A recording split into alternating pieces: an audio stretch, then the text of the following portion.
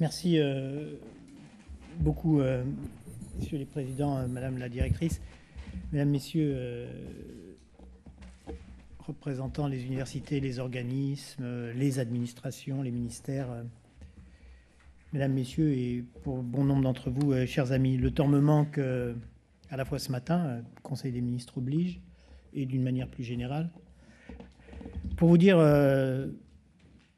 combien, d'abord, je suis heureux d'être avec vous, mais combien j'ai la conviction absolue, profonde, que ce qui se joue au travers de ce forum, de vos travaux et de l'action quotidienne de ceux et celles qui sont dans cette salle,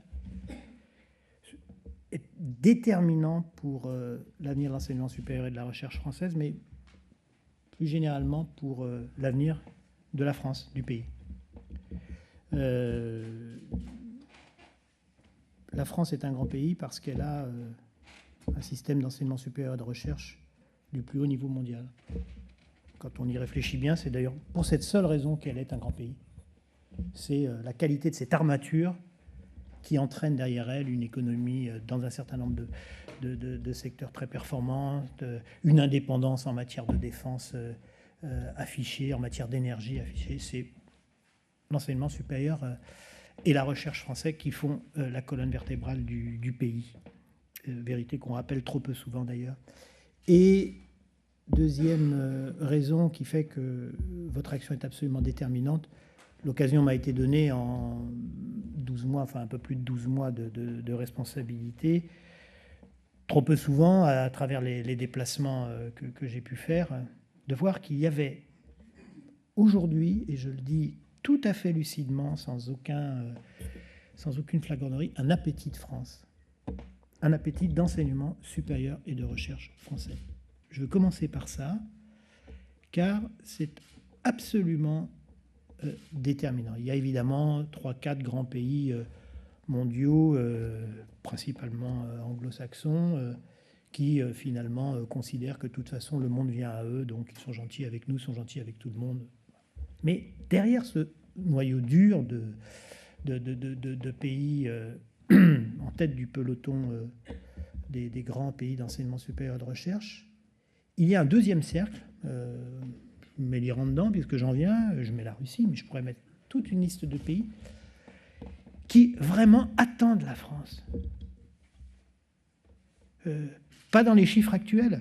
Si on prend l'Iran, il y a 10 000 étudiants iraniens, ou un petit peu moins 9 000 aux États-Unis aujourd'hui. Il y en a, je crois, 1 700 ou 1 800 en France.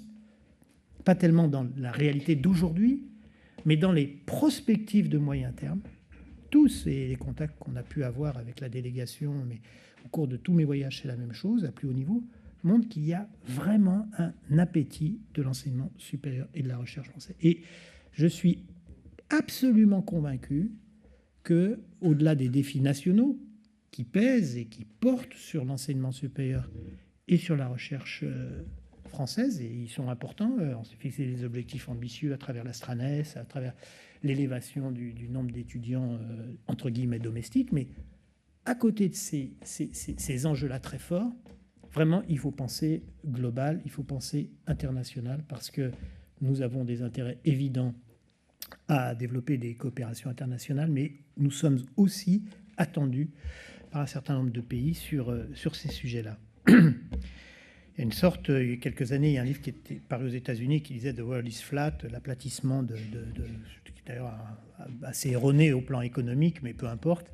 du monde en matière d'enseignement supérieur de recherche. Je pense que c'est particulièrement vrai. C'est vraiment... le monde s'est aplati et les coopérations sont naturelles, et les acteurs qui seront les plus déterminés, les plus organisés, les plus volontaires prendront des positions très importantes dans les 5 à 10 ans qui viennent. Et quelles que soient les incertitudes géopolitiques, le Brexit, les formes que prendra la nouvelle puissance américaine, semble-t-il, en tout cas beaucoup plus affirmative, au moins au plan économique, quels que soient les aléas que l'image de la France a porté, pour le meilleur, la réorganisation de son système d'enseignement supérieur et de recherche, l'image de sa recherche plus généralement, pour le pire, le terrorisme et les incertitudes que cela fait porter. Quels que soient ces aléas, quelles que soient les évolutions de la politique internationale, on est installé sur une veine très forte, encore une fois, de demande de l'enseignement supérieur et de la recherche français. Par rapport à ça, il y a deux niveaux, me semble-t-il, de réflexion un peu générales, mais qui finalement sont extrêmement concrètes.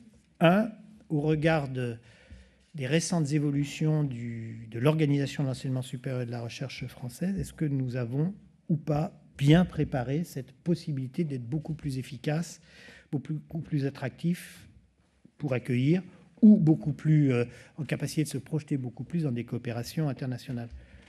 Je le crois.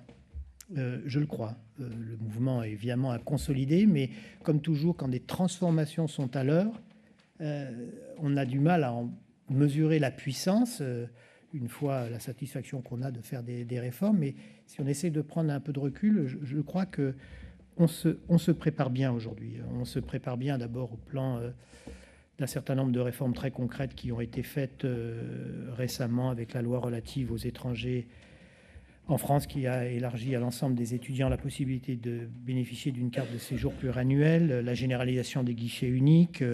On s'y prépare quand, pour les chercheurs, des mesures concrètes sont prises pour simplifier et fluidifier l'accueil, dont on sait l'importance en matière d'attractivité. Je pense à la mesure dite 32, mais enfin vous ne les connaissez pas par cœur, heureusement d'ailleurs, du plan de simplification, qui justement avait pour objet de faciliter et d'améliorer l'accueil des chercheurs étrangers. Et on le fera aussi en étudiant les propositions que vous allez me remettre tout à l'heure, sur lesquelles je sais faire un très gros travail, et que, je vous le dis d'ores et déjà, je vais faire en sorte, dans le temps qui me reste, de chercher à faire aboutir en me concentrant vraiment sur la mise en œuvre de ces propositions, pour que tout ce qui peut être fait dans un calendrier que vous connaissez soit fait de manière irréversible, tant cela me semble vital. Au passage, un grand merci à ces travaux, à tous ceux qui y ont participé, parce que je sais que le travail était extrêmement sérieux, il porte sur les vrais sujets, il y a de la simplification, des choses un peu plus lourdes,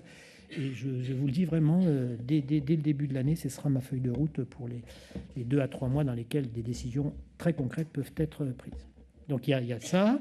Il y a des signaux importants vis-à-vis de l'étranger qui ont été envoyés aussi. Je me suis beaucoup investi pour qu'on accueille mieux les chercheurs en danger, pas seulement les réfugiés, je dis bien les chercheurs en danger. Nous avons mis en place tout un dispositif à partir du 1er janvier avec une fondation qui va pouvoir, après un rapport que m'a fait l'IORA Israël, qui va pouvoir aider les organismes ou les établissements qui accueillent des chercheurs en danger, quelle que soit la provenance de ces chercheurs, pour leur permettre de trouver en France l'abri qu'il leur faut pour continuer soit leur diplomation, soit leurs travaux. Et je sais que ces petites mesures ont des échos, envoient des ondes très profondes dans la planète, qui contribuent à montrer que la France est une terre qui résonne monde. Et puis il y a aussi des réformes beaucoup plus structurelles, ce qui se passe avec les communes. Alors les communes, il y a deux façons de voir. Soit on lit les AEF, ce qui doit arriver à certains d'entre vous, et on dit « Oh là là, quel problème avec cette commune-là, comment c'est... » Voilà, bon, alors là, on est consterné. Mais soit on regarde vraiment le changement culturel qui demande énormément d'énergie aux acteurs. Vous le savez mieux quiconque ici. C'est pas à Calette que je vais apprendre ça. Le changement culturel très profond que sont en train d'induire ces regroupements, et on se mesure combien, en termes de lisibilité à l'international, en termes de dépassement, de coupures incompréhensibles et pourtant séculaires en France entre universités et grandes écoles, combien ces groupements sont précieux. D'un mot, j'évoque aussi les progrès en matière de numérique. On va les conforter, consolider. Ça doit être une des priorités des mois qui viennent. Ce soir, on va accompagner fortement un certain nombre d'universités qui s'engagent sur les transformations numériques. Au Pays A3, on a mis plein de sous pour ça. Et à l'évidence, le numérique est un des outils qui va permettre de développer puissamment les capacités de rayonnement international de notre université. Puis enfin, bien sûr, toutes les réflexions qui se font sur la formation, sur la recherche doctorale. Par manque de temps ce matin, je ne développe pas, mais je pense que des adaptations profondes, je dis bien profondes, parce qu'elles touchent toujours, elles sont à l'intersection qui qui concernent des choses très précises et qui produisent des changements culturels, des transformations silencieuses. Et donc je crois que le mouvement de transformation qui se fait à votre initiative, parce que l'enseignement supérieur et la recherche, c'est un paysage d'acteurs autonomes. Le bon positionnement du ministère, c'est pas de prétendre à coup de menton, d'être volontariste pour dire faut faire ci, faut faire ça. Ça, c'est terminé, c'est d'accompagner, c'est d'aiguiller, c'est de discuter, c'est de dialoguer, c'est de se repositionner en appui des acteurs de terrain. Mais je suis très optimiste sur nos adaptations par rapport aux grands enjeux internationaux. Reste deuxième point que je voudrais rapidement développer devant vous, parce qu'il est très important, il faut toujours se dire les choses, ce qui est, me semble-t-il, la nécessité d'une montée en gamme à moyen terme de nos dispositifs d'appui international. J'entre sur ce débat après que nous ayons demandé avec le ministre des Affaires étrangères, à Jean Pisani-Ferry, de nous faire un rapport sur ces sujets-là. Donc chacun peut penser ce qu'il veut, moi y compris, mais enfin au moins qu'elle mérite d'exister et qui a au moins le mérite de lancer ce débat. Moi, je vous fais part d'une conviction de moyen terme. Donc je ne sais pas si le moyen terme c'est 5 à 10 ans. Allez, partons là-dessus. Il faut, malgré les efforts, et d'abord les efforts de Campus France que je tiens vraiment à saluer, il faut que collectivement on monte en gamme. Parce qu'on ne peut pas dire qu'il y a en gros un marché potentiel énorme au niveau international et penser que des réformes internes de notre système, d'une part, et la consolidation des politiques d'appui à l'international qui existent aujourd'hui, d'autre part, suffiront à répondre au défi qui est devant nous. C'est pas vrai. C'est pas vrai. Tout le monde doit faire du boulot. Tout le monde.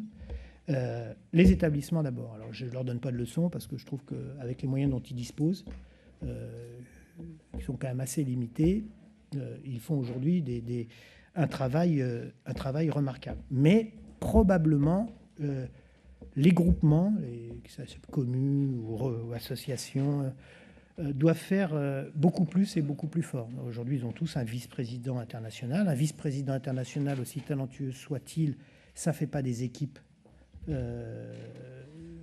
d'intervention, d'appui suffisantes. Et à l'évidence, il faudra que ces groupements, quelles que soient leurs évolutions, se dotent d'armatures techniques sur ces sujets-là. D'ailleurs, je réfléchis moi-même à l'évolution de la contractualisation de sites dont nous disposons pour faire d'éventuels abondements de moyens, de la structuration d'un vrai département international, une des conditions d'obtention de moyens supplémentaires. Deuxième chose, les dispositifs d'appui, j'allais dire, de terrain dans les différentes parties du monde. Il y a ici des représentants du Quai d'Orsay avec lesquels nous travaillons très bien. Je les remercie de cette confiance. Je pense qu'on devrait à moyen terme faire beaucoup plus et beaucoup mieux ensemble. D'abord, il y a des trous dans la raquette dans la représentation des conseillers scientifiques et universitaires dans un certain nombre de grands pays. C'est pas normal, et je cite pas de pays pour choquer personne, qu'on ait le conseiller culturel soit celui qui s'occupe de l'enseignement supérieur et de la recherche. Il fait ce qu'il peut, il fait comme il peut, avec les moyens dont il dispose, mais objectivement, il y a une carte de l'implantation des conseillers scientifiques et universitaires qui doit être revue à l'aune de priorités, j'allais dire stratégiques, doubles de la France, priorité stratégique correspondant à ce que nos établissements ou organismes veulent faire à l'international, et bien sûr priorité diplomatique que je respecte, encore une fois, par définition. Mais je pense que nous pouvons être meilleurs sur ce point. Deuxième point, de ce point de vue-là, votre forum est tout à fait illustratif. Les équipes de Campus France que j'ai pu rencontrer, les gens, les personnes, les hommes et les femmes qui font Campus France, parce que c'est pas que des structures, hein, c'est d'abord, on raisonne toujours structure, mais enfin il y a des gens qui font vivre ça avec des enthousiasmes, avec un savoir-faire absolument remarquable. La coordination, là aussi dans un certain nombre de pays, entre les services de l'ambassade, Campus France, parfois certains groupements ou régions représentées sur le terrain, doit être beaucoup plus construite et doit devenir une pratique régulière. Elle existe un peu selon la personnalité des ambassadeurs.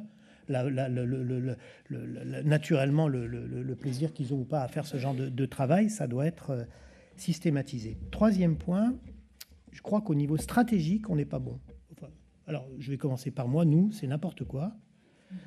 Cette histoire de Dreyck et de Méliès, j'y comprends rien. Je vous le dis tel que je n'y comprends rien. Je ne comprends pas. Donc, on va toucher ça, on va regarder ça tranquillement. Les fonctionnaires n'ont pas de souci à se faire. Mais cette compétition interne permanente est une dilution de moyens.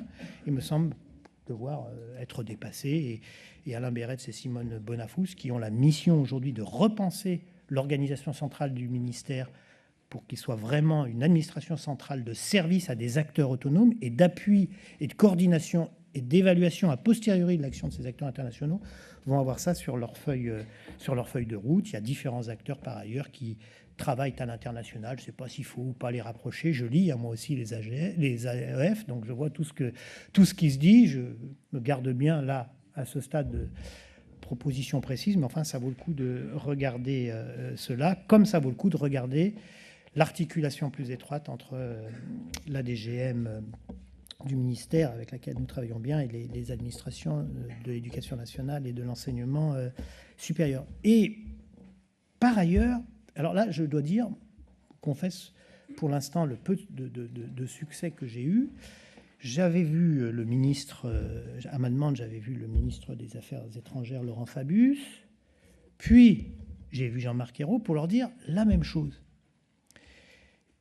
Il nous manque, de manière formalisée, mais le plus informelle possible.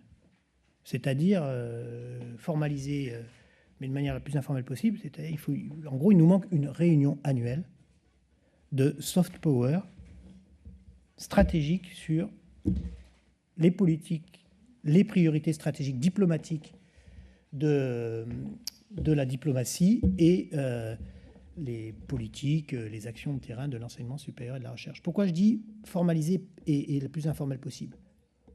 Pour que ces lieux soient des vrais lieux d'échange stratégique. Il n'y a pas de feuille de route, il ne faut pas chercher à être trop aval, les acteurs s'en occuperont. Mais pour que vraiment on partage une stratégie à l'international entre enseignement supérieur et la recherche et Quai d'Orsay, ce qui n'est pas le cas aujourd'hui. Si on formalise trop ces réunions, elles vont devenir des réunions de lecture de notes préparées à l'avance, et ça, il n'y a rien de pire, même si ces notes sont de très grande qualité. Et je crois que chaque année, au regard de l'importance que va représenter l'enseignement supérieur et la recherche, chaque année, nous aurions intérêt à faire ce travail. Voilà en peu de mots ce que je voulais vous dire. Des changements immédiats, profonds, qui vont améliorer les choses, des propositions que vous avez faites dont je vous remercie, une feuille de route à moyen terme qu'à mon avis on doit pouvoir améliorer. Je termine par là où j'aurais dû commencer. On va dire que je suis épaté de la façon dont les équipes de Campus France, les équipes des établissements, les équipes des organismes se projettent parfois avec des outils tout à fait performants et parfois comme ils peuvent dans cette planète qui nous réclame. Elle nous réclame. Encore une fois, par quelques pays qui peuvent très bien vivre sans nous, bien qu'ils aient besoin parfois de programmes croisés de recherche avec nos meilleurs chercheurs. Mais le reste de la planète nous réclame. Je suis convaincu que vous arriverez à répondre à ce défi. Et que ce faisant, ce n'est pas seulement les établissements d'enseignement supérieur ou les organismes de recherche français que vous consoliderez, c'est une certaine idée de la France qui doit renaître. Il y a besoin d'enseignement supérieur et de recherche dans le monde, tel qu'il est devenu aujourd'hui, parce qu'il y a besoin d'une certaine idée de la France dans le monde aujourd'hui. C'est à ça que collectivement nous travaillons. Je vous remercie.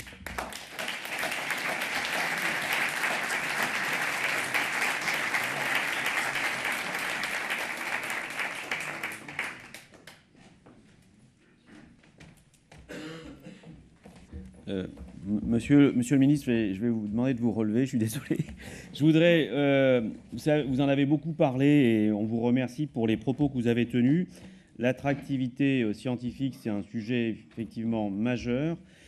Cette attractivité scientifique, elle passe aussi par la façon dont on accueille les chercheurs étrangers, par les conditions d'accueil, les modalités de cet accueil. Et même si beaucoup de progrès ont été faits, il reste encore beaucoup à faire.